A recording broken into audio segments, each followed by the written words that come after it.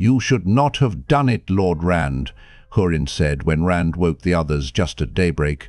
The sun yet hid below the horizon, but there was light enough to see. The fog had melted away while dark still held, fading reluctantly. "If you use yourself up to spare us, my lord, who will see to getting us home?" "I needed to think," Rand said. Nothing showed the fog had ever been, or Baalzamon. He fingered the kerchief wrapped around his right hand. There was that to prove Baalzamon had been there. He wanted to be away from this place. Time to be in the saddle if we are going to catch Fane's Darkfriends. Past time. We can eat flatbread while we ride. Loial paused in the act of stretching, his arms reaching as high as Hurin could have standing on Rand's shoulders. "Your hand, Rand." "What happened? I hurt it." "It's nothing. I have a salve in my saddlebags. It is nothing." Rand knew he sounded harsh, but one look at the brand would surely bring questions he did not want to answer. "Time's wasting. Let us be on our way." He set about saddling Red, awkwardly because of his injured hand, and Hurin jumped to his own horse. "No need to be so touchy," Loial muttered. A track, Rand decided as they set out, would be something natural in that world. There were too many unnatural things there. Even a single hoofprint would be welcome. Fane and the Darkfriends and the Trollocs had to leave some mark. He concentrated on the ground they passed over, trying to make out any trace that could have been made by another living thing.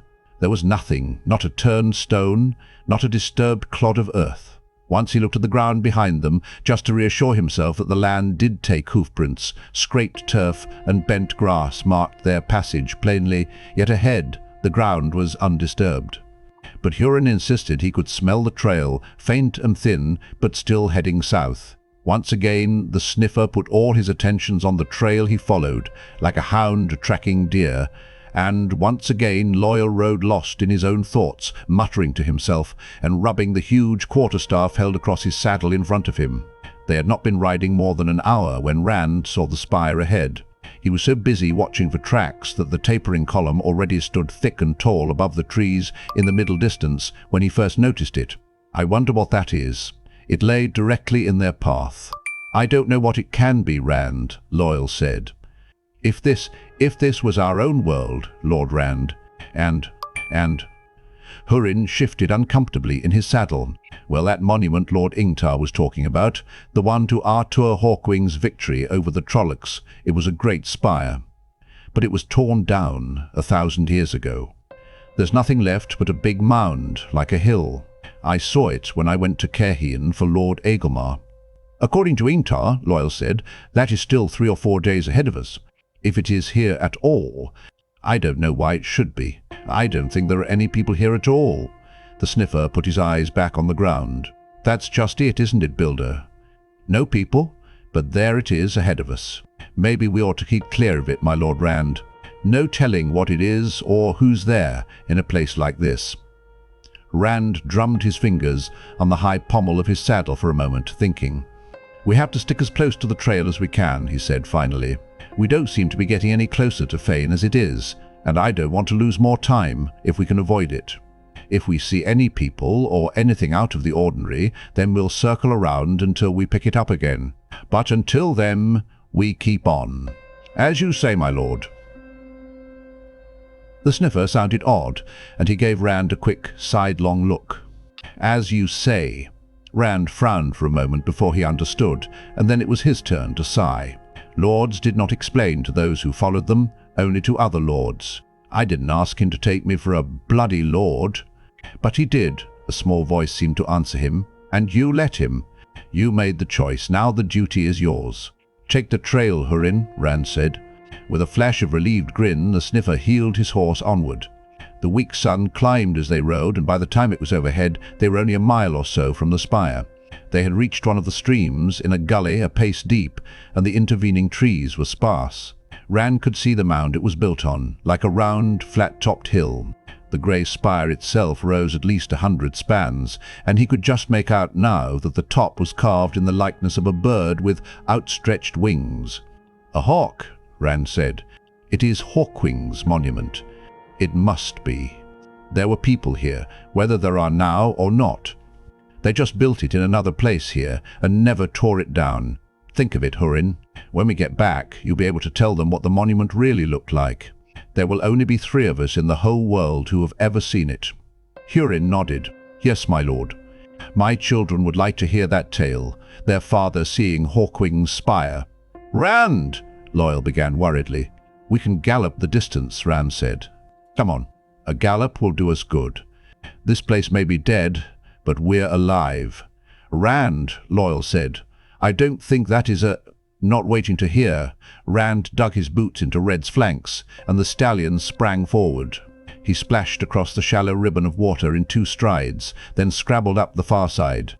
Hurin launched his horse right behind him. Rand heard Loial calling behind them, but he laughed, waved for the Ogier to follow, and galloped on. If he kept his eyes on one spot, the land did not seem to slip and slide so badly, and the wind felt good on his face. The mound covered a good 2 hides, but the grassy slope rose at an easy slant. The grey spire reared into the sky, squared and broad enough despite its height to seem massive, almost squat. Rand's laughter died, and he pulled Red up, his face grim. "Is that Hawkwing's monument, Lord Rand?" Hurin asked uneasily. "It doesn't look right somehow." Rand recognized the harsh, angular script that covered the face of the monument, and he recognized some of the symbols chiseled on the breadth, chiseled as tall as a man. The horned skull of the Davul Trollocs, the iron fist of the Daimon, the trident of the Cobal, and the whirlwind of the Afracht. There was a hawk, too, carved near the bottom. With a wingspan of 10 paces, it lay on its back, pierced by a lightning bolt, and ravens pecked at its eyes. The huge wings atop the spire seemed to block the sun. He heard Loial galloping up behind him. "I tried to tell you, Rand," Loial said. "It is a raven, not a hawk." I could see it clearly. Hurin turned his horse, refusing even to look at the spire any longer. "But how?" Rand said. "Arthur Hawkwing won a victory over the Trollocs here. Ingtar said so." "Not here," Loial said slowly. "Obviously not here. From stone to stone run the lines of it, between the worlds that might be. I've been thinking on it, and I believe I know what the worlds that might be are. Maybe I do. Worlds. Our world might have been if things had happened differently. Maybe that's why it is all so and washed out looking. Because it's an if. A maybe. Just a shadow of the real world. In this world, I think, the Trollocs won. Maybe that's why we have not seen any villages or people." Rand's skin crawled. Where Trollocs won, they did not leave humans alive except for food. If they had won across an entire world. And if the Trollocs had won, they would be everywhere. We'd have seen 1,000 of them by now. We'd be dead since yesterday. I do not know, Rand. Perhaps after they killed the people, they killed one another. Trollocs live to kill. That is all they do. That is all they are. I just don't know. "Lord Rand," Hurin said abruptly, "something moved down there." Rand whirled his horse, ready to see charging Trollocs, but Hurin was pointing back the way they had come, at nothing. "What did you see, Hurin?" "Where?" The sniffer let his arm drop. "Right at the edge of that clump of trees there, about a mile." "I thought it was. And a woman, and something else I couldn't make out, but, and he shivered. He shivered. It's so hard to make out things that aren't under your nose. Ah, this place has my guts all a-whirl. I'm likely imagining things, my lord. This is a place for queer fancies." His shoulders hunched, as if he felt the spire pressing on them. "No doubt it was just the wind, my lord," Loial said. "There's something else to consider, I'm afraid." He sounded troubled again. He pointed southward. "What do you see off there?" Rand squinted against the way things far off seemed to slide toward him. Land like what we've been crossing. Trees. Then some hills and mountains. Nothing else. "What do you want me to see?" "The mountains," Loial sighed. The tufts on his ears drooped, and the ends of his eyebrows were down on his cheeks. "That has to be Kinslayer's dagger, Rand. There aren't any other mountains they could be, unless this world is completely different from ours. But Kinslayer's dagger lies more than 100 leagues south of the Erenine. A good bit more. Distances are hard to judge in this place, but, and I think we will reach them before dark." He did not have to say any more. They could not have covered over 100 leagues in less than 3 days. Without thinking, Rand muttered, "Maybe this place is like the Ways." He heard Hurin moan and instantly regretted not keeping a rein on his tongue. It was not a pleasant thought. Enter a waygate. They could be found just outside Ogier Steading, and in Ogier Groves, enter and walk for a day, and you could leave by another waygate 100 leagues from where you started. The ways were dark now and foul, and to travel them meant to risk death or madness. Even Fades feared to travel the ways. "If it is Rand," Loial said slowly, "can a misstep kill us here too?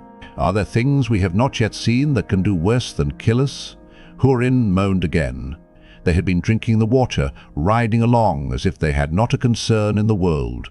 Unconcern would kill quickly in the ways. Rand swallowed, hoping his stomach would settle. "It is too late for worrying about what is past," he said. "From here on, though, we will watch our step." He glanced at Hurin. The sniffer's head had sunk between his shoulders, and his eyes darted as if he wondered what would leap at him, and from where. The man had run down murderers, but this was more than he had ever bargained for. "Hold on to yourself, Hurin. We are not dead yet, and we won't be. We will just have to be careful from here on. That's all." It was at that moment they heard the scream, thin with distance. "A woman," Hurin said. Even this much that was normal seemed to rouse him a little. "I knew I saw." Another scream came, more desperate than the first. "Not unless she can fly," Rand said. "She's south of us." He kicked Red to a dead run in 2 strides. "Be careful, you said," Loial shouted after him. "Light, Rand, remember." "Be careful." Rand lay low on Red's back, letting the stallion run. The screams drew him on. It was easy to say, "Be careful," but there was terror in that woman's voice. She did not sound as if she had time for him to be careful. On the edge of another stream, in a sheer bank channel deeper than most, he drew rein. Red skidded in a shower of stones and dirt. The screams were coming, and there. He took it all in at a glance. Perhaps 200 paces away, the woman stood beside her horse in the stream, both of them backed against the far bank. With a broken length of branch, she was fending off a snarling. And something. Rand swallowed, stunned for a moment. If a frog were as big as a bear, or if a bear had a frog's grey-green hide, it might look like that. A big bear. Not letting himself think about the creature, he leaped to the ground, unlimbering his bow. If he took the time to ride closer, it might be too late. The woman was barely keeping the E. And thing, and at the edge of the branch. It was a fair distance. He kept blinking as he tried to judge it. The distance seemed to change by spans every time the thing moved, yet a big target. His bandaged hand made drawing awkward, but he had an arrow loosed almost before his feet were set.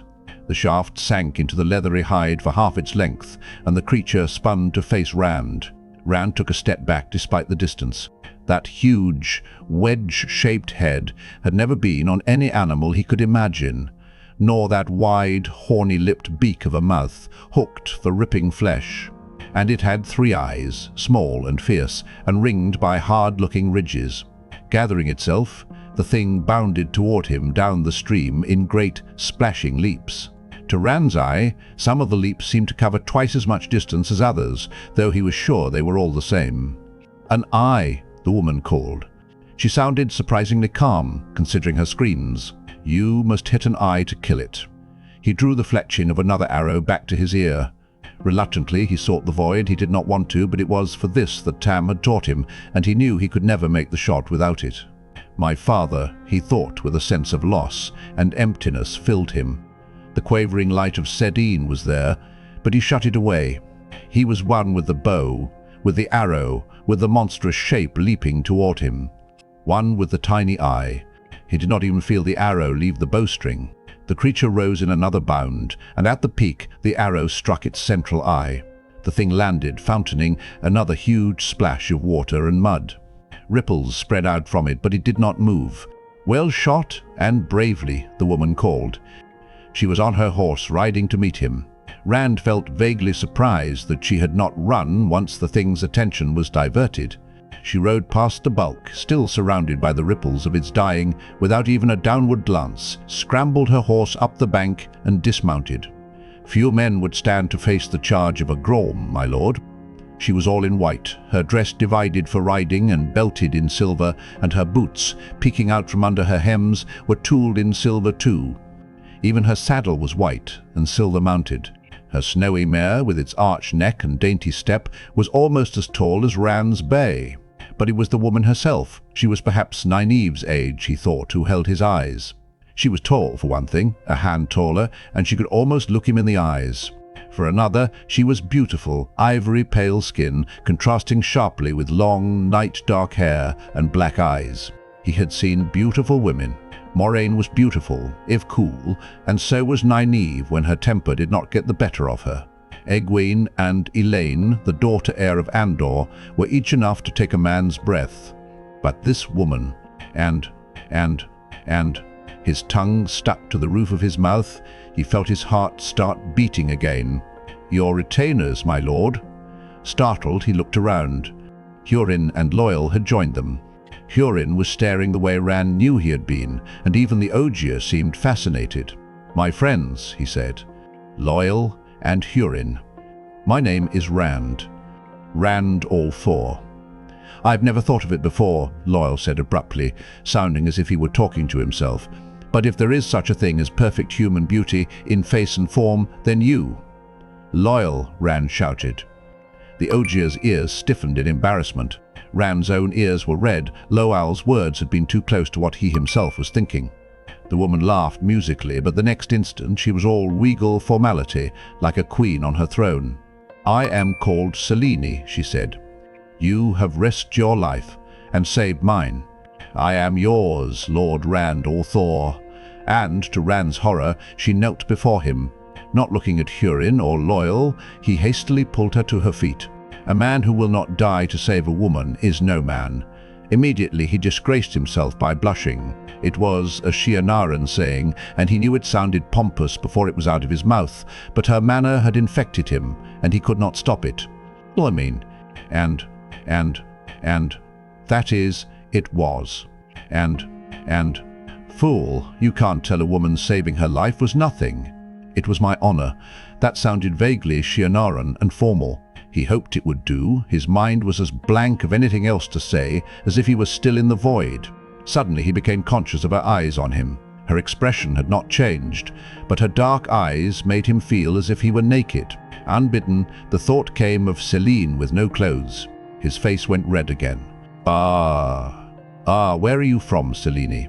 We have not seen another human being since we came here. Is your town nearby?" She looked at him thoughtfully, and he stepped back. Her look made him too aware of how close to her he was. "I'm not from this world, my lord," she said. "There are no people here. Nothing living, except the grolm and a few other creatures like them. I am from Caerhien, and as to how I came here, I don't know exactly. I was out riding, and I stopped to nap, and when I woke, my horse and I were here. I can only hope, my lord, that you can save me again and help me go home. Selene, I am not, that is, please call me Rand." His ears felt hot again. "Light, it won't hurt anything if she thinks I'm a lord. Burn me, it won't hurt anything, if you wish it. And, Rand." Her smile made his throat tighten. "You will help me?" "Of course I will. Burn me, but she's beautiful, and looking at me like I'm a hero in a story." He shook his head to clear it of foolishness. "But first we have to find the men we are following. I'll try to keep you out of danger, but we must find them. Coming with us will be better than staying here alone." For a moment she was silent, her face blank and smooth. Rand had no idea what she was thinking, except that she seemed to be studying him anew. "A man of duty," she said finally. A small smile touched her lips. "I like that. Yes. Who are these miscreants you follow?" "Darkfriends and Trollocs, my lady," Hurin burst out. He made an awkward bow to her from his saddle. "They did murder in Fal Dara Keep and stole the Horn of Valere, my lady, but Lord Rand will fetch it back." Rand stared at the sniffer ruefully. Hurin gave a weak grin. So much for secrecy. It did not matter here, he supposed, but once back in their world. And, Selene, you must not say anything of the horn to anyone. If it gets out, we'll have 100 people on our heels trying to get the horn for themselves. No, it would never do, Selene said, for that to fall into the wrong hands. The Horn of Valere. I could not tell you how often I've dreamed of touching it, holding it in my hands. You must promise me when you have it, you will let me touch it. Before I can do that, we have to find it. We had better be on our way. Rand offered his hand to help her mount. Hurin scrambled down to hold her stirrup. Whatever that thing was I killed, a grolm, there may be more of them around. Her hand was firm. There was surprising strength in her grip, and her skin was... and silk. Something softer, smoother. Rand shivered. There always are, Selene said. The tall white mare frisked and bared her teeth once at Red, yet Selene's touch on the reins quieted her. Rand slung his bow across his back and climbed onto Red. Light, how could anyone's skin be so soft? Hurin, where's the trail? Hurin. The sniffer gave a start and left off staring at Selene. Yes, Lord Rand. Ah, and the trail. The trail? South, my lord. Still south. Then let's ride. Rand gave an uneasy look at the grey-green bulk of the grolm lying in the stream. It had been better believing they were the only living things in that world. Take the trail, Hurin. Selene rode alongside Rand at first, talking of this and that, asking him questions and calling him Lord. Half a dozen times he started to tell her he was no lord, only a shepherd, and every time, looking at her, he could not get the words out. A lady like her would not talk the same way with a shepherd, he was sure, even one who had saved her life. You will be a great man when you've found the Horn of Valere, she told him. A man for the legends. The man who sounds the horn will make his own legends. I don't want to sound it, and I don't want to be part of any legend. He did not know if she was wearing perfume, but there seemed to be a scent to her, something that filled his head with her. Spices, sharp and sweet, tickling his nose, making him swallow. Every man wants to be great. You could be the greatest man in all the ages. It sounded too close to what Moiraine had said. The dragon reborn would certainly stand out through the ages. Not me, he said fervently. I'm just. He thought of her scorn if he told her now that he was only a shepherd, after letting her believe he was a lord, and change what he had been going to say, just trying to find it. And to help a friend. She was silent a moment, then said, You hurt your hand. It is nothing. He started to put his injured hand inside his coat. It throbbed from holding the reins, but she reached out and took it. He was so surprised he let her, and then there was nothing to do except either jerk away rudely or else let her unwrap the kerchief. Her touch felt cool and sure. His palm was angrily red and puffy, but the heron still stood out, plainly and clearly. She touched the brand with a finger, but made no comment on it, not even to ask how he had come by it. This could stiffen your hand if it's untended. I have an ointment that should help. From a pocket inside her cloak she produced a small stone vial, unstopped it, and began gently rubbing a white salve on the burn as they rode. The ointment felt cold at first, then seemed to melt away warmly into his flesh, and it worked as well as Nynaeve's ointment sometimes did. He stared in amazement as the redness faded and the swelling went down under her stroking fingers. Some men, she said, not raising her eyes from his hand, choose to seek greatness, while others are forced to it. It is always better to choose than to be forced. A man who's forced is never completely his own master. He must dance on the strings of those who forced him. Rand pulled his hand free. The brand looked a week old or more, all but healed. What do you mean? He demanded. She smiled at him, and he felt ashamed of his outburst. Why, the horn, of course, she said calmly, putting away her salve. Her mare, stepping along beside Red, was tall enough that her eyes were only a little below Rand's. If you find the Horn of Valere, there will be no avoiding greatness. But will it be forced on you, or will you take it? That's the question. He flexed his hand. She sounded so much like Moiraine. Are you Aes Sedai? Selene's eyebrows lifted. Her dark eyes glittered at him, but her voice was soft. Aes Sedai? No. I didn't mean to offend you. I'm sorry. Offend me? I am not offended, but I'm no Aes Sedai. Her lip curled in a sneer. Even that was beautiful. They cower in what they think is safety when they could do so much. They serve when they could rule. Let men fight wars when they could bring order to the world.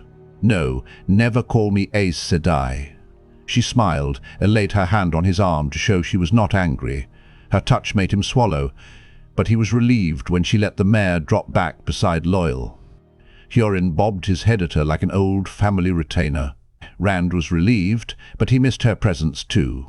She was only 2 spans away. He twisted in his saddle to stare at her, riding by Loial's side. The OGA was bent half double in his saddle, so he could talk with her. But that was not the same as being right there beside him, close enough for him to smell her heady scent, close enough to touch. He settled back angrily. It was not that he wanted to touch her exactly. He reminded himself that he loved Egwene. He felt guilty at the need for reminding. But she was beautiful, and she thought he was a lord, and she said he could be a great man. He argued sourly with himself inside his head. Moraine says you can be great too, the dragon reborn. Selene is not Aes Sedai.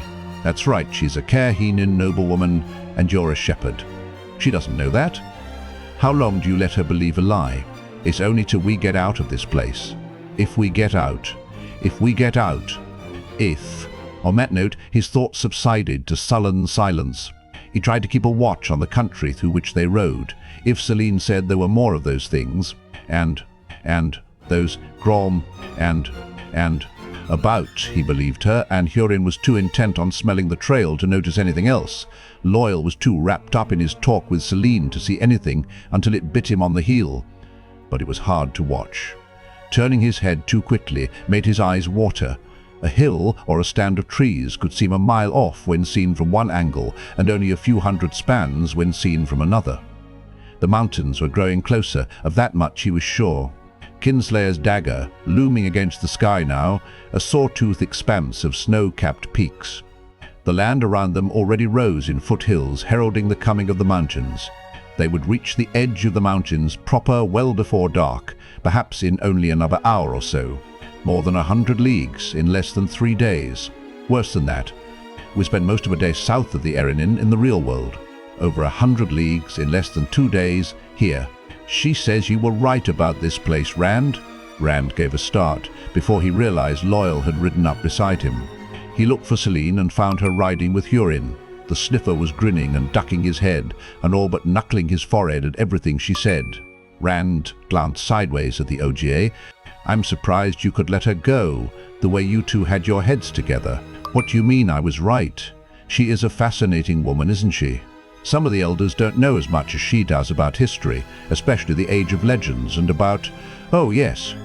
She says you were right about the ways, Rand. The Aes Sedai, some of them, studied worlds like this, and that study was the basis of how they grew the ways. She says there are worlds where it is time, rather than distance, that changes. Spend a day in one of those, and you might come back to find a year has passed in the real world, or 20, or it could be the other way round. Those worlds. This one, all the others are reflections of the real world, she says. This one seems pale to us because it is a weak reflection, a world that had little chance of ever being. Others are almost as likely as ours. Those are as solid as our world, and have people. The same people, she says, Rand. Imagine it. You could go to one of them and meet yourself. The pattern has infinite variation, she says, and every variation that can be, will be. Rand shook his head, then wished he had not as the landscape flickered back and forth and his stomach lurched. He took a deep breath. How does she know all that? You know about more things than anybody I ever met before, Loial, and all you knew about this world amounted to no more than a rumor. She's Carheenan, Rand. The Royal Library in Carheen is one of the greatest in the world, perhaps the greatest outside Tar Valon. The Aiel spared it deliberately, you know, when they burned Carheen. They will not destroy a book. Did you know that they... I don't care about Aielman, Rand said hotly.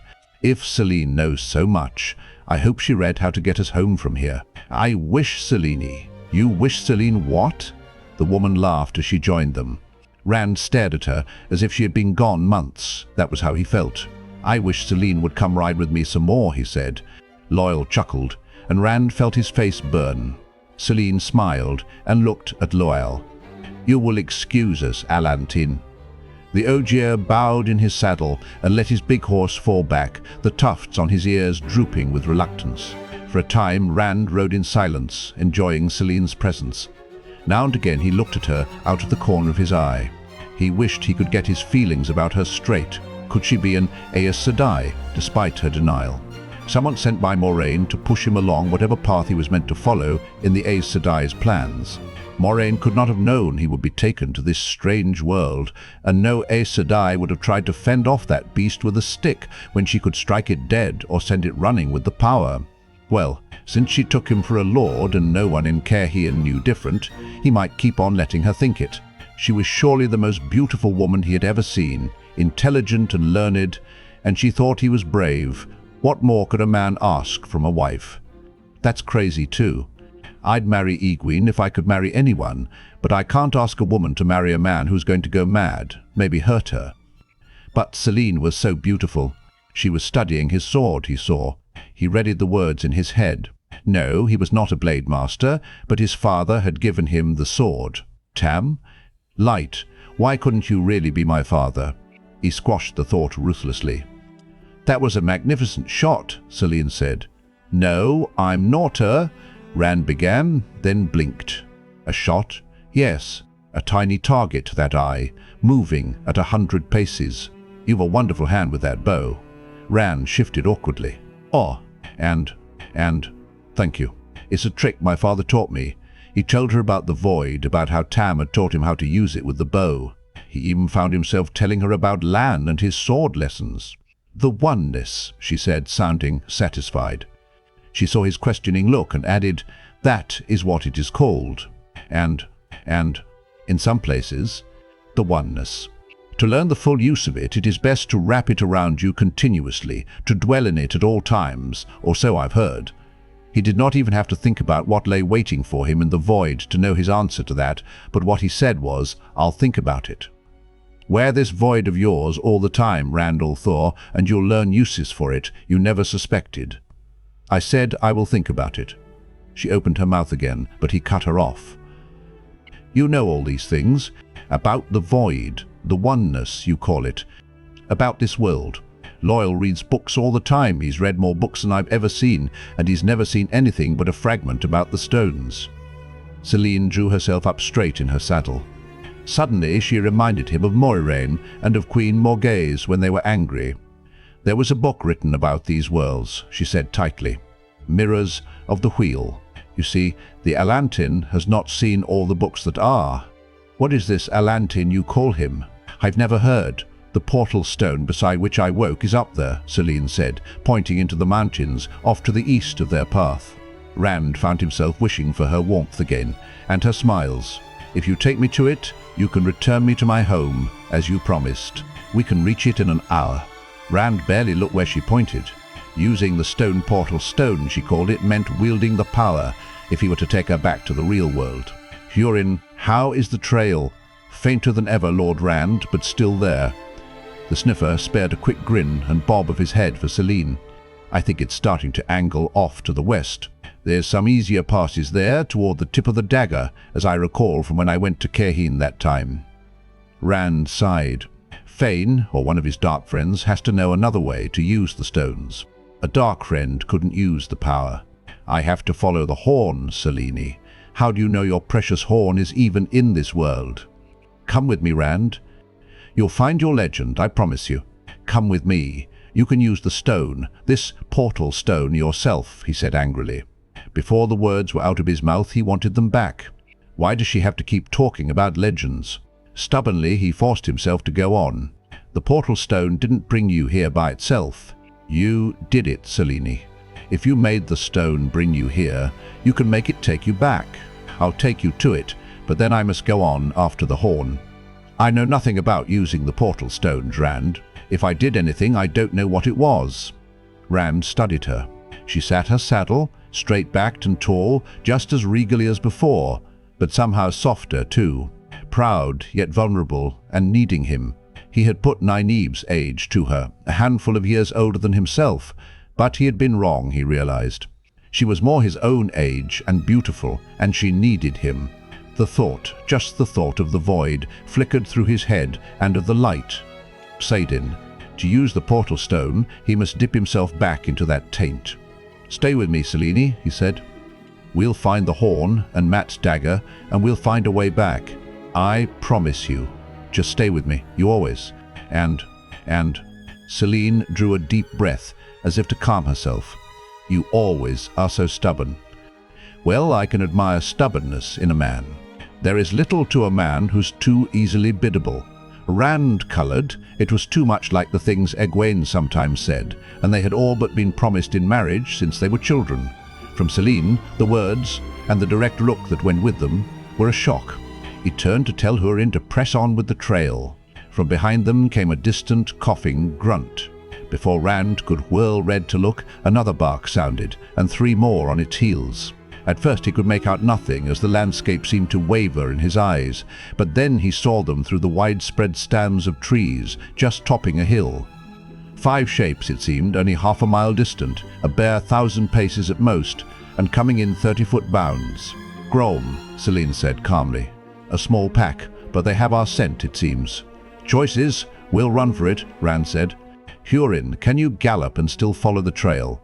Yes, Lord Rand. Then push on. We will. It won't do any good, Selene said.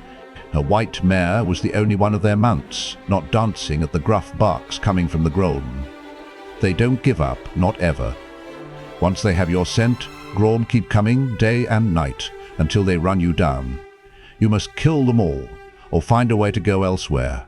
Rand, the portal stone, can take us elsewhere. No! We can kill them. Well, it can. I already killed one. There are only 5. If I can just find, and he cast around for the spot he needed and found it. Follow me. Digging his heels in, he set Red to a gallop, confident before he heard their hooves that the others would come. The place he had chosen was a low, round hill, bare of trees. Nothing could come close without him seeing. He swung down from his saddle and unlimbered his longbow. Loial and Hurin joined him on the ground, the Ogier hefting his huge quarterstaff, the sniffer with his short sword in his fist. Neither quarterstaff nor sword would be of much use if the grolm closed with them. I wouldn't let them get close. This risk is not necessary, Selene said. She barely looked toward the grolm, bending from her saddle to concentrate on Rand. We can easily reach the portal stone ahead of them. I will stop them. Hastily, Rand counted the arrows remaining in his quiver. 18, each as long as his arm, 10 of them with points like chisels, designed to drive through Trolloc armor. They would do as well for grolm as for Trollocs. He stuck 4 of those upright in the ground in front of him, a 5th. He knocked to the bow. Loyal Hurin, you can do no good down here. Mount and be ready to take Selene to the stone if any get through. He wondered whether he could kill one of the things with his sword, if it came to that. You are mad.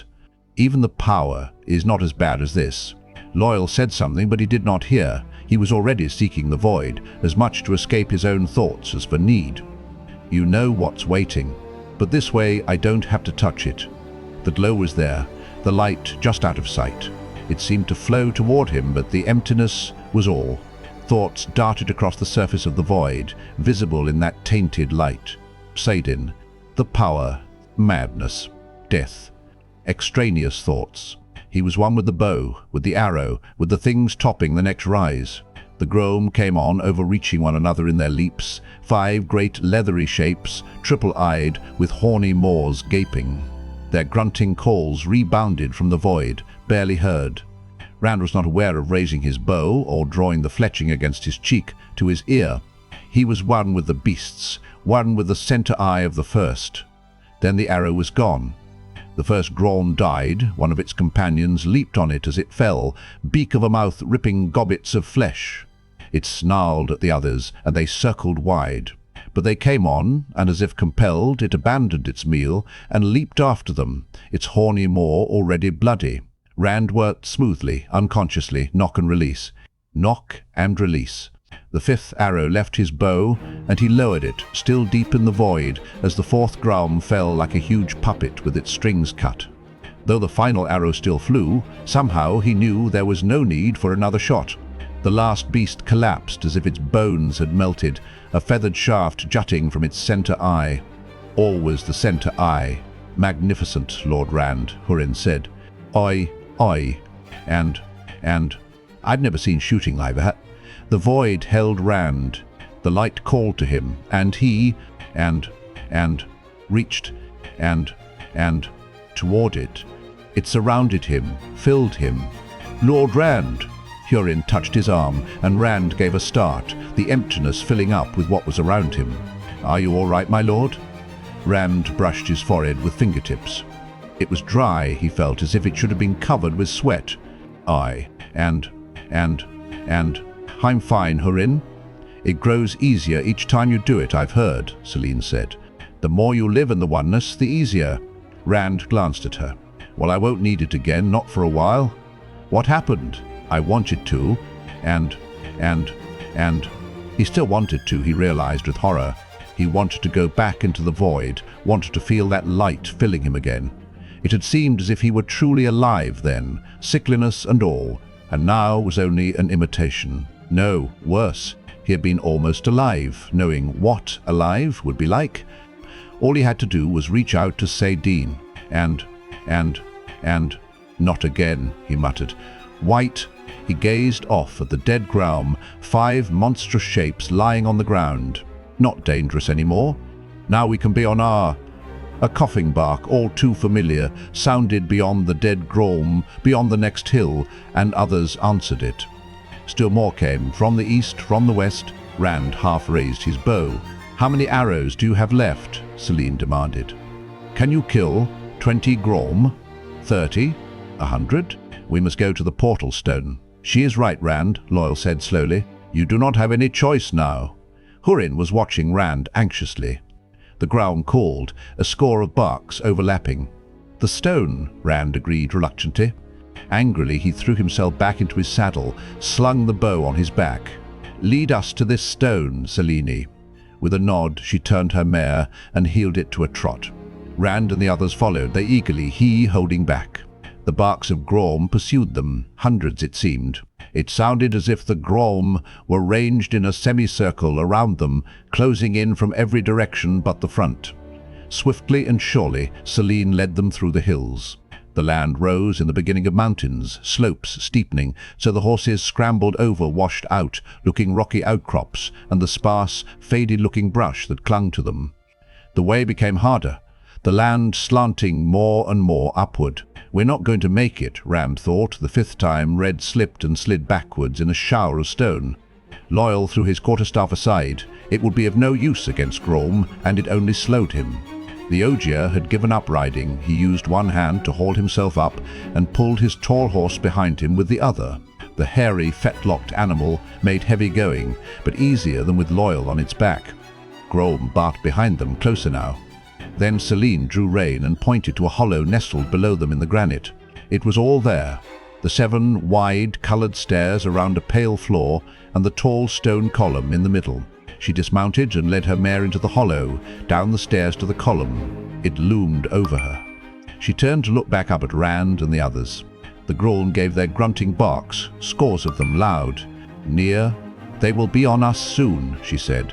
"You must use the stone, Rand, or else find a way to kill all the grolm." With a sigh, Rand got down from his saddle and led Red into the hollow. Loial and Hurin followed hastily. He stared at the symbol-covered column, the portal stone, uneasily. She must be able to channel, even if she doesn't know it, or it couldn't have brought her here. The power doesn't harm women. "If this brought you here," he began, but she interrupted him. "I know what it is," she said firmly, "but I do not know how to use it. You must do what must be done."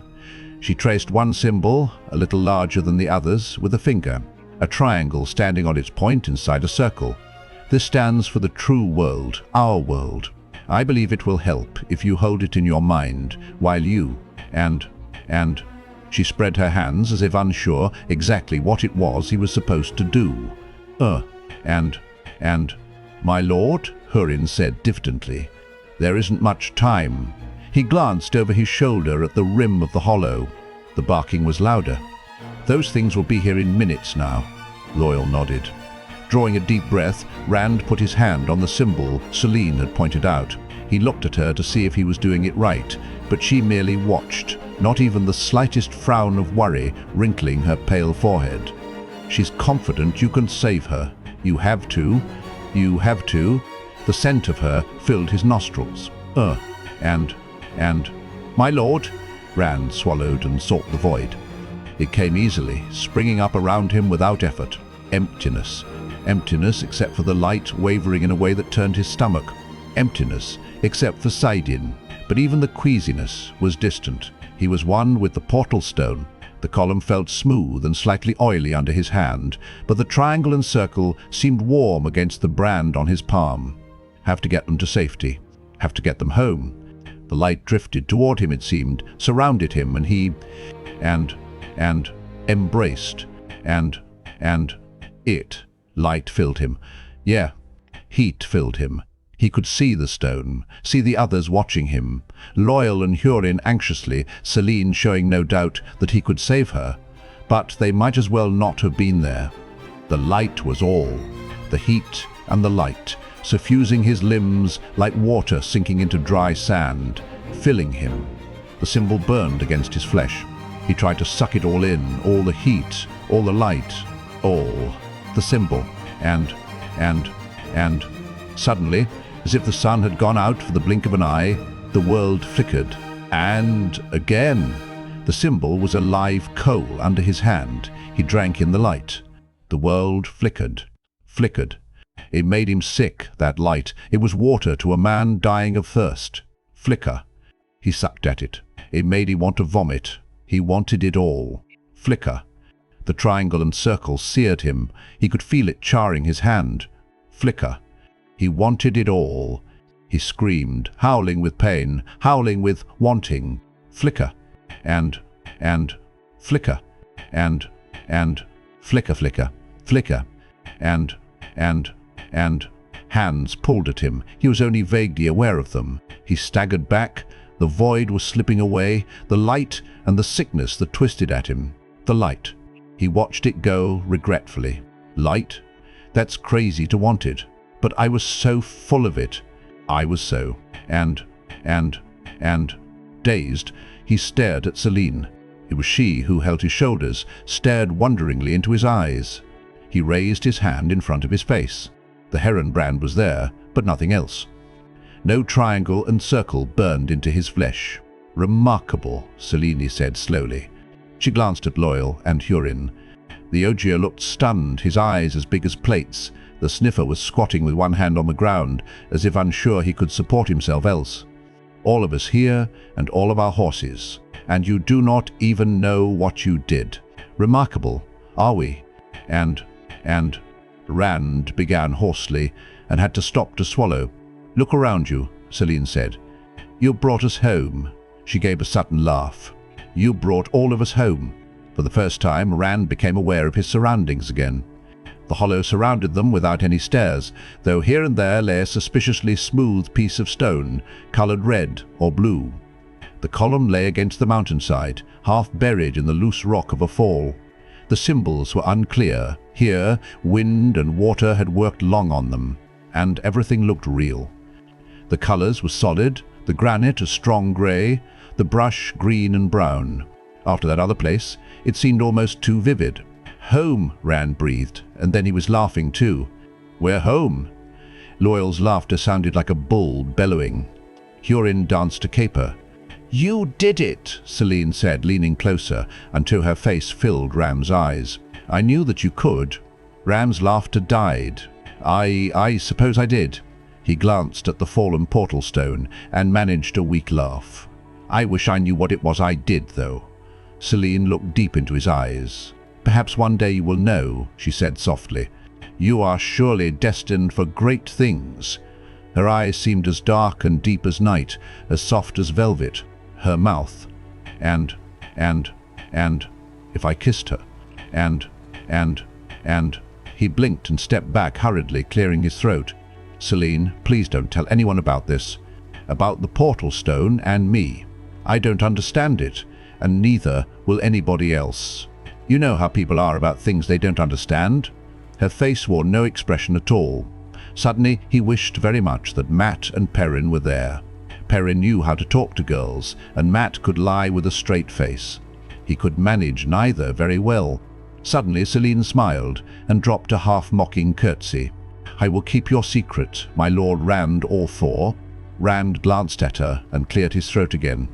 Is she angry with me? She'd certainly be angry if I had tried to kiss her, I think. He wished she would not look at him as she was, as if she knew what he was thinking. Hurin, is there any chance the Darkfriends used this stone before us? The sniffer shook his head ruefully. They were angling to the west of here, Lord Rand. Unless these portal stone things are more common than I've seen, I'd say they're still in that other world. But it wouldn't take me an hour to check it. The land's the same here as there. I could find the place here where I lost the trail there, if you see what I mean, and see if they've already gone by. Rand glanced at the sky. The sun, a wonderfully strong sun, not pale at all, sat low to the west, stretching their shadows out across the hollow. Another hour would bring full twilight.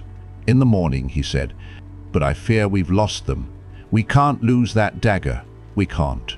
Selene, if that's the case, in the morning we will take you on to your home. Is it in the city of Kerheen itself, or, and you may not have lost the Horn of Valere yet, Selene said slowly. As you know, I do know a few things about those worlds. Mirrors of the wheel, Loial said. She gave him a look, then nodded. Yes, exactly. Those worlds truly are mirrors in a way, especially the ones where there are no people. Some of them reflect only great events in the true world, but some have a shadow of that reflection even before the event occurs. The passage of the Horn of Valere would certainly be a great event. Reflections of what will be are fainter than reflections of what is or what was, just as Hurin says the trail he followed was faint. Hurin blinked incredulously. You mean to say, my lady, I've been smelling where those Darkfriends are going to be? The light held me, I wouldn't like that. It's bad enough smelling where violence has been, without smelling where it will be too. There can't be many spots where there won't be some kind of violence sometime. It would drive me crazy, like as not. That place we just left nearly did. I could smell it all the time there, killing and hurting, and the vilest evil you could think of. I could even smell it on us. On all of us. Even on you, my lady, if you'll forgive me for saying so. It was just that place twisting me the way it twisted your eye. He gave himself a shake. I'm glad we're out of there. I can't get it out of my nostrils yet, all the way. Rand rubbed absently at the brand on his palm. What do you think, Loial? Could we really be ahead of Fane's Darkfriends? The Ogier shrugged, frowning. I don't know, Rand. I don't know anything about any of this. I think we're back in our world. I think we are in Kinslayer's dagger. Beyond that, and he shrugged again. We should be seeing you home, Selene, Rand said. Your people will be worried about you. A few days will see if I'm right, she said impatiently. Hurin can find where he left the trail. He said so. We can watch over it. The Horn of Valere cannot be much longer reaching here. The Horn of Valere, Rand. Think of it. Think of it. The man who sounds the horn will live in legend forever. I don't want anything to do with legends, he said sharply. But if the Darkfriends get by you, and what if Ingtar lost them? Then the Darkfriends have the Horn of Valere forever, and Matt dies. All right, a few days. At the worst, we will probably meet Ingtar and the others. I can't imagine they've stopped or turned back just because we went away. A wise decision, Rand, Selene said, and well thought out. She touched his arm and smiled, and he found himself again thinking of kissing her. And we need to be closer to where they'll come. If they do come... Hurin, can you find us a camp before dark, somewhere we can watch the place where you lost the trail? He glanced at the portal stone and thought about sleeping near it, thought of the way the void had crept up on him in sleep the last time, and the light in the void. Somewhere well away from here. Leave it in my hands, Lord Rand. The sniffer scrambled to his saddle. I vow I'll never sleep again without. First I see what kind of stone there is nearby. As Rand rode Red up out of the hollow, he found himself watching Selene more than he did Hurin. She seemed so cool and self-possessed, no older than he, yet queenly, but when she smiled at him, as she did just then, and Egwene wouldn't have said I was wise. Egwene would have called me a woolhead. Irritably, he heeled Red's flanks. Egwene balanced on the healing deck as the River Queen sped down the wide Erenin under cloud-dark skies, sails full-bellied, white flame banner whipping furiously at the mainmast. The wind had risen as soon as the last of them was aboard the ships, back in Meadow, and it had not failed or flagged for an instant since, day or night. The river had begun to race in flood, as it still did, slapping the ships about while it drove them onward. Wind and river had not slowed, and neither had the ships, all clustered together. The River Queen led, only right for the vessel that carried the Amyrlin Seat.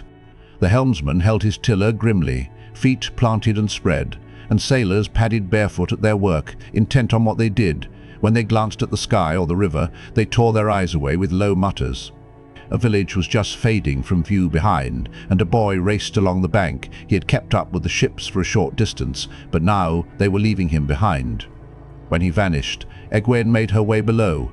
In the small cabin they shared, Nynaeve glared up at her from her narrow bed.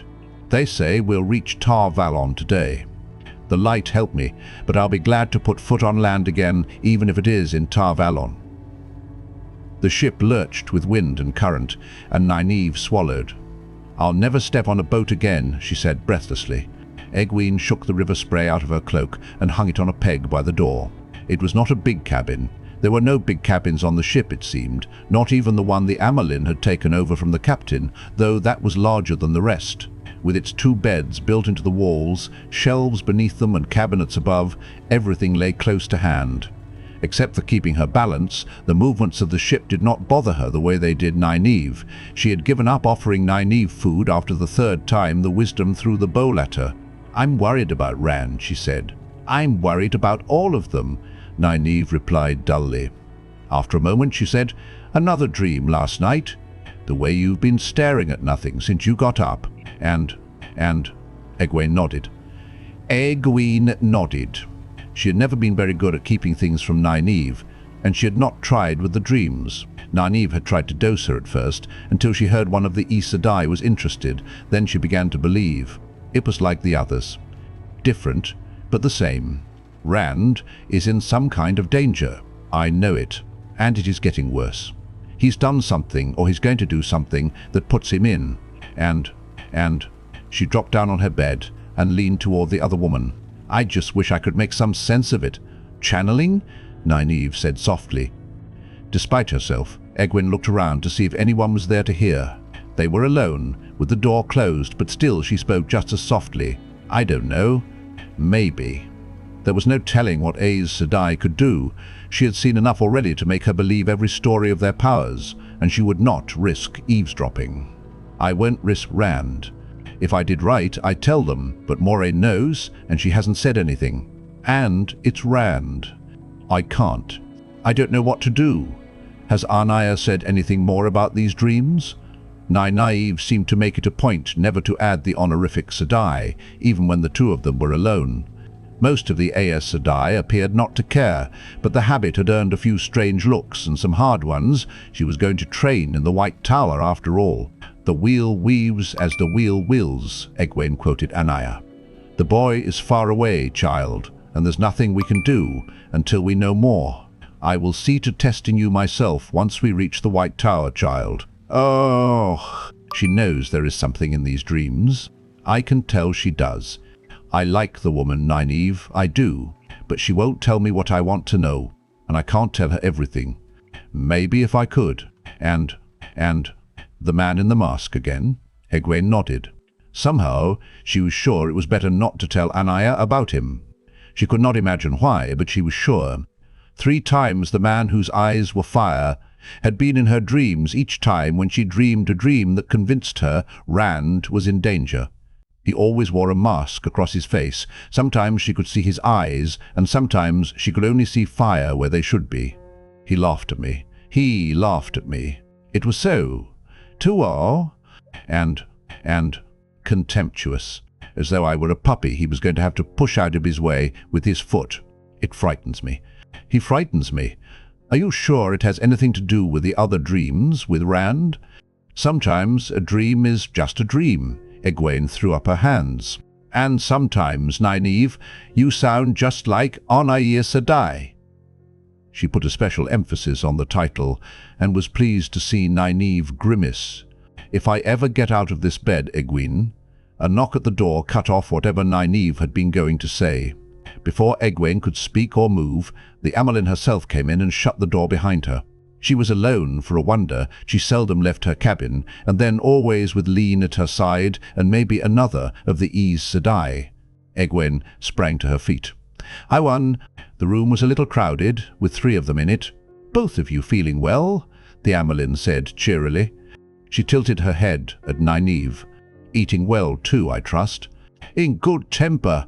Nynaeve struggled to a sitting position with her back against the wall. "My temper is just fine, thank you."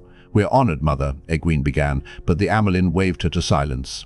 "It's good to be on the water again, but it grows boring as a mill pond after a while with nothing to do." The ship heeled, and she shifted her balance without seeming to notice. "I will give you your lesson today." She folded herself onto the end of Egwene's bed, feet tucked under her. "Sit, child." Egwene sat, but Nynaeve began trying to push herself to her feet. "I think I will go on deck." I said, "Sit." The Amyrlin's voice cracked like a whip, but Nynaeve kept rising, wavering. She still had both hands on the bed, but she was almost upright. Egwene held herself ready to catch her when she fell. Closing her eyes, Nynaeve slowly lowered herself back to the bed. "Perhaps I will stay. It is no doubt windy up there." The Amyrlin barked a laugh. "They told me you had a temper in you like a fisher bird with a bone in its throat. Some of them, child, say you'd do well for some time as a novice, no matter how old you are. I say, if you have the ability I hear of, you deserve to be one of the accepted." She gave another laugh. "I always believe in giving people what they deserve. Yes, I suspect you will learn a great deal once you reach the White Tower." "I'd rather one of the warders taught me how to use a sword," Nynaeve growled. She swallowed convulsively and opened her eyes. "There is someone I'd like to use it on." Egwene looked at her sharply. Did Nynaeve mean the Amyrlin, which was stupid and dangerous besides, or Lan? She snapped at Egwene every time Lan was mentioned. "A sword," the Amyrlin said. "I never thought swords were much use. Even if you have the skill, child, there are always men who have as much, and a deal more strength. But if you want a sword..." And she held up her hand. Egwene gasped, and even Nynaeve's eyes bulged, and there was a sword in it. With blade and hilt of an odd bluish-white, it looked somehow and cold. "Made from the air, child, with air. It's as good as most steel blades, better than most, but still not much use." The sword became a paring knife. There was no shrinking, it just was one thing, then the other. "This now is useful." The paring knife turned to mist, and the mist faded away. The Amyrlin put her empty hand back in her lap. "But either takes more effort than it is worth. Better, easier, simply to carry a good knife with you. You have to learn when to use your ability as well as how, and when it's better to do things the way any other woman would. Let a blacksmith make knives for gutting fish. Use the one power too often and too freely, and you can come to like it too much. That way lies danger. You begin to want more of it, and sooner or later you run the risk of drawing more than you've learned to handle, and that can burn you out like a gutted candle. Or, if I must learn all this," Nynaeve broke in stiffly, "I would as soon learn something useful. All this, and make the air stir, Nynaeve. Light the candle, Nynaeve. Now put it out. Now, put it out. Light it again. Pah!" Egwene closed her eyes for a moment. "Please, Nynaeve. Please keep a check on your temper." She bit her lip to keep from saying it out loud. The Amyrlin was silent for a moment. "Useful," she said at last. "Something useful. You wanted a sword. Suppose a man came at me with a sword. What would I do? Something useful, you can be sure. This, I think." For an instant, Egwene thought she saw a glow around the woman at the other end of her bed. Then the air seemed to thicken. Nothing changed that Egwene could see, but she could surely feel it. She tried to lift her arm. It did not budge any more than if she were buried to her neck in thick jelly. Nothing could move except her head. "Release me," Nynaeve grated. Her eyes glared and her head jerked from side to side, but the rest of her sat as rigidly as a statue. Egwene realized that she was not the only one held. "Let me go. Useful, wouldn't you say? And it is nothing but air." The Amyrlin spoke in a conversational tone, as if they were all chatting over tea. "Big man, with his muscles and his sword, and the sword does him as much good as the hair on his chest. Let me go, I say. And if I don't like where he is, why, I can pick him up." Nynaeve squawked furiously as she slowly rose, still in a sitting position, until her head almost touched the ceiling. The Amyrlin smiled. "I've often wished I could use this to fly. The records say Aes Sedai could fly in the Age of Legends, but they aren't clear on how exactly. Not this way, though. It doesn't work like that. You might reach out with your hands and pick up a chest that weighs as much as you do. You look strong. But take hold of yourself however you will, you cannot pick yourself up." Nynaeve's head jerked furiously, but not another muscle of her twitched. "The light burn you. Let me go." Egwene swallowed hard and hoped she was not also to be lifted. "So," the Amyrlin continued, "big hairy man, and so forth. He can do nothing to me, while I can do anything at all to him. Why, if I had a mind to—" She leaned forward, her eyes intent on Nynaeve. Suddenly her smile did not seem very friendly. "I could turn him upside down and paddle his bottom." "Just like—" Suddenly the Amyrlin flew backward so hard her head rebounded from the wall, and there she stayed, as if something were pressing against her. Egwene stared, her mouth dry. "This isn't happening. It isn't." "They were right," the Amyrlin said. Her voice sounded strained, as though she found it hard to breathe. "They said you learned quickly, and they said it took your temper burning to get to the heart of what you can do." She took a struggling breath. "Shall we release each other together, child?" Nynaeve, floating in the air with her eyes ablaze, said, "You let me go right now, or I'll—" Abruptly, a look of amazement came over her face, a look of loss. Her mouth worked silently. The Amyrlin sat up, working her shoulders. "You don't know everything yet, do you, child? Not the 100th part of everything. You did not suspect I could cut you off from the true source. You can still feel it there, but you can't touch it any more than a fish can touch the moon. When you learn enough to be raised to full sisterhood, no one woman will be able to do that to you. The stronger you become, the more Aes Sedai it will take to shield you against your will. Do you think now you want to learn?" Nynaeve pressed her mouth shut in a thin line and stared her in the eye grimly. The Amyrlin sighed. "If you had a hair less potential than you do, child, I would send you to the Mistress of Novices and tell her to keep you the rest of your life. But you will get what you deserve." Nynaeve's eyes widened, and she had just time to start a yell before she dropped, hitting her bed with a loud thud. Egwene winced. The mattresses were thin, and the wood beneath hard. Nynaeve's face stayed frozen as she shifted the way she sat, just a fraction. "And now," the Amyrlin said firmly, "unless you would like further demonstration, we will get on with your lesson. Continue your lesson, we might say." "Mother," Egwene said faintly. She still could not twitch below her chin. The Amyrlin looked at her questioningly, then smiled. "Oh, I am sorry, child. Your friend was occupying my attention, I'm afraid." Suddenly, Egwene could move again. She raised her arms, just to convince herself that she could. "Are you both ready to learn?" "Yes, mother," Egwene said quickly. The Amyrlin raised an eyebrow at Nynaeve. After a moment, Nynaeve said in a tight voice, "Yes, mother." Egwene heaved a sigh of relief. "Good. Now then, empty your thoughts of everything but a flower bud."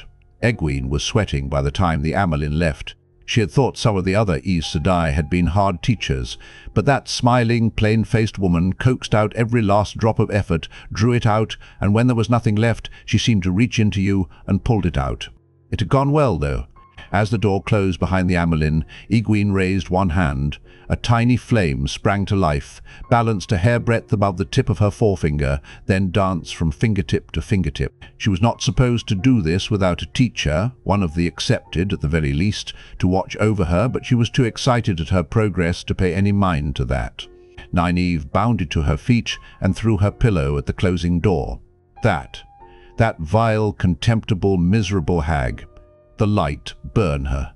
I'd like to feed her to the fish. I'd like to dose her with things that would turn her green for the rest of her life. I don't care if she's old enough to be my mother. If I had her in Eamon's Field, she wouldn't sit down comfortably for—" And her teeth ground so loudly that Egwene jumped. Letting the flame die, Egwene put her eyes firmly on her lap. She wished she could think of a way to sneak out of the room without catching Nynaeve's eye. The lesson had not gone well for Nynaeve, because she had held her temper on a tight lead until the Amyrlin was gone. She never could do very much unless she was angry, and then it all burst out of her. After failure upon failure, the Amyrlin had done everything she could to rouse her again. Egwene wished Nynaeve could forget she had been there to see or hear any of it. Nynaeve stalked stiffly to her bed and stood staring at the wall behind it, her fist clenched at her side. Egwene looked longingly at the door. "It was not your fault," Nynaeve said, and Egwene gave a start. "Nynaeve, Nynaeve turned to look down at her. "It was not your fault," she repeated, sounding unconvinced. "But if you ever breathe one word, I'll... and... Not a word," Egwene said quickly. "I don't even remember anything to breathe a word about." Nynaeve stared at her a moment longer, then nodded. Abruptly, she grimaced. "Light. I did not think anything tasted worse than raw sheepstong root. I'll remember that the next time you act the goose, so watch yourself." Egwene winced. That had been the first thing the Amyrlin had done, trying to rouse Nynaeve's anger. A dark glob of something that glistened like grease and smelled vile had suddenly appeared, and, while the Amyrlin held Nynaeve with the power, had been forced into the wisdom's mouth. The Amyrlin had even held her nose to make her swallow, and Nynaeve remembered things if she had seen them done once. Egwene did not think there was any way of stopping her if she took it into her mind to do it. For all her own success in making a flame dance, she could never have held the Amyrlin against a wall. "At least being on the ship isn't making you sick anymore." Nynaeve grunted, then gave a short, sharp laugh. "I'm too angry to be sick." With another mirthless laugh, she shook her head. "I'm too miserable to be sick. Light, I feel as if I've been dragged through a knothole backwards. If that is what novice training is like, you would have incentive to learn quickly." Egwene scowled at her knees. Compared to Nynaeve, the Amyrlin had only coaxed her, smiled at her successes, sympathized with her failures, then coaxed again. But all the Aes Sedai had said things would be different in the White Tower, harder, though they would not say how. If she had to go through what Nynaeve had, day after day, she did not think she could stand it. Something changed in the motion of the ship. The rocking eased, and feet thumped on the deck above their heads. A man shouted something Egwene could not quite make out. She looked up at Nynaeve. "Do you think? And Tar Valon? There is only one way to find out," Nynaeve replied, and determinedly took her cloak from its peg. When they reached the deck, sailors were running everywhere, heaving at lines, shortening sail, readying long sweeps. The wind had died to a breeze, and the clouds were scattering now. Egwene rushed to the rail. It is Tar Valon." Nynaeve joined her with an expressionless face. The island was so big it looked more as if the river split in two than contained a bit of land. Bridges that seemed to be made of lace arched from either bank to the island, crossing marshy ground as well as the river. The walls of the city, the shining walls of Tar Valon, glistened white as the sun broke through the clouds. And on the west bank, its broken top leaking a thin wisp of smoke, Dragon Mount reared black against the sky, one mountain standing among flat lands and rolling hills. Dragon Mount, where the dragon had died. Dragon Mount, made by the dragons dying. Egwene wished she did not think of Rand when she looked at the mountain. A man channeling. Light, help him. The River Queen passed through a wide opening in a tall circular wall that thrust out into the river. Inside, one long wharf surrounded a round harbour. Sailors furled the last sails and used sweeps alone to move the ship's stern first to its docking. Around the long wharf, the other ships that had come downriver were now being snugged into their berths among the ships already there. The white flame banner set workers scurrying along the already busy wharf. The Amyrlin came on deck before the shorelines were tied off, but dock workers ran a gangplank aboard as soon as she appeared. Selene walked at her side, flame-tipped staff in hand, and the other Aes Sedai on the ship followed them ashore. None of them so much as glanced at Egwene or Nynaeve. On the wharf, a delegation greeted the Amyrlin-shawled Aes Sedai, bowing formally, kissing the Amyrlin's ring. The wharf bustled. Between ships unloading and the Amyrlin Seat arriving, soldiers formed up on disembarking, men set booms for cargo, trumpet flourishes rang from the walls, competing with cheers from the onlookers. Nynaeve gave a loud sniff. "It seems they've forgotten us. Come along. We'll see to ourselves." Egwene was reluctant to leave her first sight of Valon, but she followed Nynaeve below to gather their things. When they came back topside, bundles in their arms, soldiers and trumpets were gone, and Aes Sedai too. Men were swinging back hatches along the deck and lowering cables into the holds. On the deck, Nynaeve caught a dockman's arm, a burly fellow in a coarse brown shirt with no sleeves. "Our horses," she began. "I'm busy," he growled, pulling free. "Horses will all be took to the White Tower." He looked them up and down. "If you business with the tower, best you take yourselves on. Aes Sedai don't hold with newlings being tardy." Another man, wrestling with a bale being swung out of the hold on a cable, shouted to him, and he left the women without a backwards glance. Egwene exchanged looks with Nynaeve. It seemed they really were on their own. Nynaeve stalked off the ship with grim determination on her face, but Egwene made her way dejectedly down the gangplank and through the tarry smell that hung over the wharf. All that talk about wanting us here, and now they don't seem to care. Broad stairs led up from the dock to a wide arch of dark redstone. On reaching it, Egwene and Nynaeve stopped to stare. Every building seemed a palace, though most of those close to the arch seemed to contain inns or shops from the signs over the doors. Fanciful stonework was everywhere, and the lines of one structure seemed designed to complement and set off the next, leading the eye along as if everything were part of one vast design. Some structures did not look like buildings at all, but like gigantic waves breaking, or huge shells, or fanciful, wind-sculpted cliffs. Right in front of the arch lay a broad square, with a fountain and trees, and Egwene could see another square further on. Above everything rose the towers, tall and graceful, some with sweeping bridges between them high in the sky. And over all rose one tower, higher and wider than all the rest, as white as the shining walls themselves. "Fair takes the breath at first sight," said a woman's voice behind them. "At 10th sight, for that." And at 100th. Egwene turned. The woman was Aes Sedai. Egwene was sure of it, though she wore no shawl.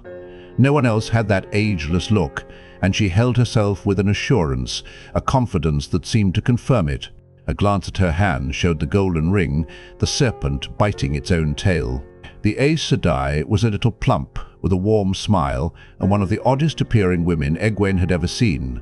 Her plumpness could not hide high cheekbones. Her eyes had a tilt to them, and were the clearest, palest green, and her hair was almost the color of fire.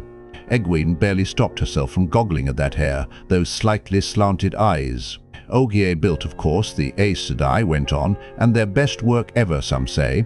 One of the first cities built after the breaking. There weren't 1,000 people here altogether then, no more than 20 sisters, but they built for what would be needed. "It is a lovely city," Nynaeve said. "We are supposed to go to the White Tower. We came here for training, but no one seems to care if we go or stay." "They care," the woman said, smiling. "I came here to meet you, but I was delayed speaking with the Amyrlin. I am Sheriam, the mistress of novices." "I am not to be a novice," Nynaeve said in a firm voice, but a little too quickly. "The Amyrlin herself said I was to be one of the accepted. So I was told." Sheriam sounded amused. "I have never heard of it being done so before, but they say you are. And exceptional. Remember, though, even one of the accepted can be called to my study. It requires more breaking of the rules than for a novice, but it has been known to happen." She turned to Egwene, as if she had not seen Nynaeve frown. "And you are our new novice. It is always good to see a novice come. We have too few these days. You will make 40. Only 40. And no more than 8 or 9 of those will be raised to the accepted. Though I don't think you have to worry about that too much if you work hard and apply yourself. The work is hard, and even for one with the potential they tell me you have, it will not be made any easier. If you cannot stick to it, no matter how hard it is, or if you will break under the strain, better we find it out now and let you go on your way, than wait until you are a full sister and others are depending on you. An Aes Sedai's life is not easy. Here we will prepare you for it, if you have in you what is required." Egwene swallowed. "Break under the strain? I will try, Sheriam Sedai," she said faintly. "And I will not break." Nynaeve looked at her worriedly. "Sheriam, and..." She stopped and took a deep breath. "Sheriam Sedai," she seemed to force the honorific out. "Does it have to be so hard on her? Flesh and blood can only take so much. I know WF was been... and something, and of what novices must go through. Surely there's no need to try to break her just to find out how strong she is." "You mean what the Amyrlin did to you today?" Nynaeve's back stiffened. Sheriam looked as though she were trying to keep amusement from her face. "I told you I spoke with the Amyrlin. Rest your worries for your friend. Novice training is hard, but not that hard. That is, for the first few weeks of being one of the accepted." Nynaeve's mouth fell open. Egwene thought the wisdom's eyes were going to come right out of her head. To catch the few who might have slipped through novice training when they should not have.